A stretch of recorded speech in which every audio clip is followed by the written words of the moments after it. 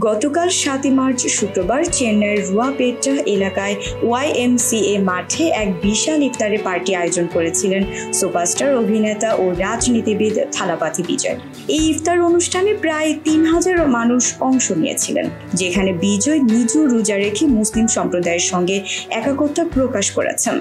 এই ইফতার পার্টিতে স্থানীয় রাজনৈতিক নেতৃত্ব ও চলচ্চিত্র জগতের বেশ কিছু পরিচিত মুখ আমন্ত্রিত ছিলেন এবং চেন্নাইয়ের 15টি মসজিদের ইমামরাও আমন্ত্রিত ছিলেন। বিজয় সকলকে তার আমন্ত্রণ ইফতারে উপস্থিত থাকার জন্য ধন্যবাদ জানান এবং অনুষ্ঠানে উপস্থিত থাকতে পেরে অভিনেতাকেও অনেক প্রাণোচ্ছল বলে মনে হয়েছিল। অভিনেতার একটি ফ্যান পেজ থেকে এক্স হ্যান্ডেলে পোস্ট করা একটি ছবিতে তাকে আমন্ত্রিত ব্যক্তিদের সাথে সৌজন্য বিনিময় করতে ও দোয়া করতে এবং ধর্মীয় রীতি মেনে তাদের সাথে ইফতার করতে দেখা গেছে।